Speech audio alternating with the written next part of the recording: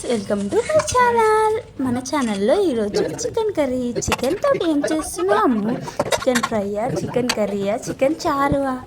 ఏం చేస్తున్నాము? బిర్యానీ కూడా చేస్తున్నావా? కొత్త కొత్త ప్రయోగాలు కూడా చేస్తున్నావా అని అంటారేమో. అలాంటి ప్రయోగాలు మనకు ముందు ముందు నేర్చుకుంటే వస్తుంది. ఇప్పుడైతే ప్రస్తుతానికి చికెన్ ఫ్రై చేసేస్తున్నాను. అది కూడా మసాలాలు బట్టి మంచిగా మసాలా గుజ్జుతో చేసేస్తున్నాం. ఇది మాత్రం కొద్దిగా స్పెషల్గా చేస్తున్నాను. నేను కూడా ఫస్ట్ టైం ట్రై చేశాను. యూట్యూబ్లో అన్నప్పుడు అన్నీ చూస్తూ ఉంటాను కదా, అప్పుడప్పుడు ఇలా ప్రయోగాలు కొత్తగా ట్రై చేసేయాలు ఉంటాయి. ఓకే, కానీ ఏమో ప్రయోగాలు అంటున్నావు, ప్రాసెసే చెప్తలేవు అని అంటారేమో.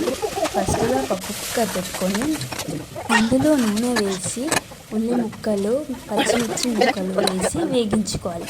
అలా 5 మినిట్స్ మగ్గించాక పసుపు, ఉప్పు వేసి ఒక 10 మినిట్స్ మగ్గించుకోవాలి. అలా మగ్గుతూ ఉన్నప్పుడు కరివేపాకు, అల్లం పేస్ట్ కూడా వేసి అలా కలిపి ఒక సైడ్ పక్కకి 5 మినిట్స్ పెట్టాలి.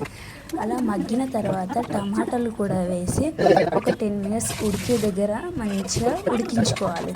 నెక్స్ట్ ఒక 10 మినిట్స్కి అందులో మసాలా దినుసులు కూడా వేసి ఒక 5 మినిట్స్ మగ్గించుకోవాలి. అలా మగ్గుతూ ఉన్నప్పుడు చికెన్ ముక్కలు కడుక్కొని వేసుకోవాలి. అలా కలిపి మంచిగా కలిపి ఒక సైడ్ పెట్టాక నెక్స్ట్ నేను ఈ కాంబినేషన్లో పరోటా తెచ్చుకున్నాను.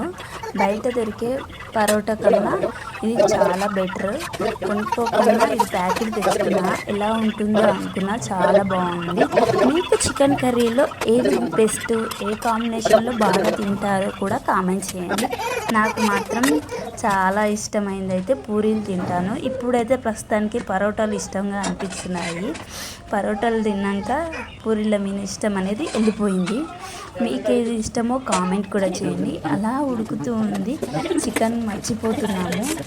అలా 5 మినిట్స్ మగ్గించాక మిరప పొడి ఇంకా చికెన్ మసాలా కూడా వేసి కలిపి కొద్దిగా నీళ్ళు కూడా పోసుకోవాలి. నీళ్ళు పోసి నేనైతే ఇందులో కాంబినేషన్లో కొత్తగా ట్రై చేసింది ఏంటంటే పెరుగు ట్రై చేశాను. ఒక పెరుగు ప్యాకెట్ తెచ్చుకొని అందులో నీళ్ళు పోసి మంచిగా కొట్టుకోవాలి. మంచిగా కలిపి ఇంకో కొబ్బరి పొడి కూడా వేసి మంచిగా కలుపుకొని 3 విజిల్స్ వచ్చే దగ్గర వరకు ఉడికించుకోవాలి.